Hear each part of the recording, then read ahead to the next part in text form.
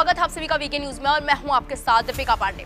हमारी भाषा हमारी पहचान होती है और हिंदुस्तान में तो गर्व से कहा जाता है ना कि हम हिंदी हैं।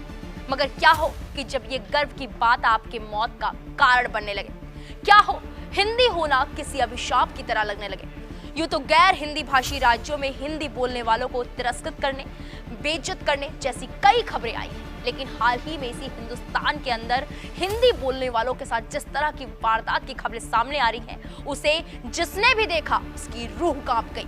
यहाँ तक कि इस खबर ने बिहार विधानसभा में भी हंगामा मचाकर रख दिया है। बिहार के मुख्यमंत्री नीतीश कुमार ने भी आनन फानन में ट्वीट कर प्रशासन को कार्रवाई के लिए निर्देश दे दिए। अब आप ये भी सोच रहे होंगे कि आखिर ऐसा क्या हो रहा है तमिलनाडु में। दरअसल ये दावा किया जा रहा है कि तमिलनाडु में लोग हिंदी भाषी होने की सजा काट रहे हैं। दावा किया जा रहा है कि हिंदी बोलने वाले बिहारी मजदूरों को तालिबानी सजा दी जा रही है। मजदूरी से उठे विवाद में अब हिंदी बोलने वालों को चुन चुन कर काटा जा रहा है, वो भी महज इसलिए कि वो हिंदी बोलने वाले बिहारी मजदूर हैं। मीडिया रिपोर्ट्स के मुताबिक कोयम्बटूर में फंसे बिहारी मजदूर ने बताया कि वहां के लोग उनसे पूछ रहे हैं कि एला हिंदी, और हाँ कहने पर काट दे रहे हैं। जो लोग ट्रेन में बैठ रहे हैं उन्हें भी उतार कर पूछ रहे हैं कि तुम हिंदी हो। इतना ही नहीं, बारावाली में बिहार के 12 लोगों को एक कमरे में एक साथ फांसी के फंदे से लटका दिया गया। ये भी दावा किया गया कि जब प्रशासन से इसकी गुहार लगाई गई तो उनका कहना है कि वो तुम्हें मार रहे हैं तो तुम भी उन्हें मारो। मजदूरों का दावा है कि अब तक जो भी काटने और मारने के वीडियो आए हैं वो शिवगढ़ और त्रिपुरा इलाके के ही हैं, जिसमें नारियल काटने वाले धारदार हथियार से बीच सड़क पर लोगों को काटने की घटना शिवगढ़ की है। इन हमलों में कई मजदूर घायल हैं। घायलों को इलाज भी नहीं मिल पा रहा है। वीडियो बनाने और फोटो वायरल करने पर यहाँ लोगों को ढूंढकर काटा जा रहा है।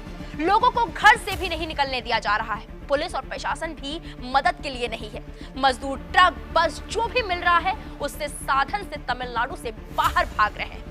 दावों में बताया जा रहा है कि ये सभी मजदूर बिहार के मजदूरों ने नाम नहीं छापने की शर्त पर बताया कि यहाँ भागलपुर, जमुई, मुंगेर सहित अलग अलग जिलों से हैं, जो अभी तमिलनाडु के तिरुपुर, बाड़ावाली, कोयम्बटूर सहित अन्य जिलों में रहकर मजदूरी कर रहे हैं।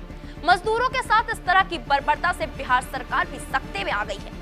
सीएम नीतीश कुमार ने भी आनन फानन ट्वीट करके कहा कि मुझे समाचार पत्रों के माध्यम से तमिलनाडु में काम कर रहे बिहार के मजदूरों पर हो रहे हमले की जानकारी मिली है। मैंने बिहार के मुख्य सचिव एवं पुलिस महानिदेशक को तमिलनाडु सरकार के अधिकारियों से बात कर वहां रह रहे बिहार के मजदूरों की सुरक्षा सुनिश्चित करने का निर्देश दिया है।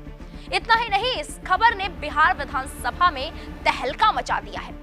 आनन फानन में बिहार के चीफ सेक्रेटरी अमीर सुबहानी ने सीएम नीतीश कुमार के निर्देश के बाद तमिलनाडु के चीफ सेक्रेटरी और बिहार के डीजीपी ने तमिलनाडु के डीजीपी से बात की है। बिहार प्रशासन ने आश्वासन भी दिया कि दोषियों के खिलाफ सख्त कार्रवाई की जाएगी।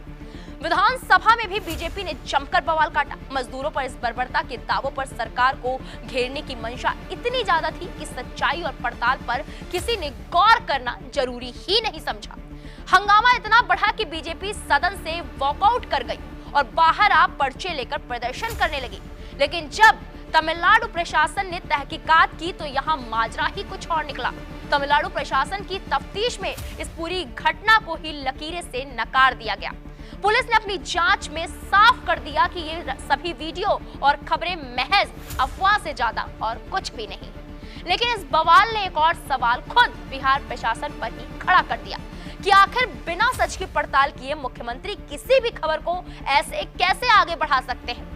सत्तारूढ़ तो सही, विपक्ष ने भी इस पर गौर करने से ज्यादा सरकार को घेरना और वॉकआउट करना जरूरी समझा, वो भी तब जब मुद्दा इतना संवेदनशील हो। आपकी इस खबर पर क्या राय है, हमें कमेंट बॉक्स में जाकर जरूर बताएं। बाकी बड़ी खबरों के लिए आप देखते रहें वीके न्यूज। नमस्कार। वीके न्यूज, राष्ट्र के नाम।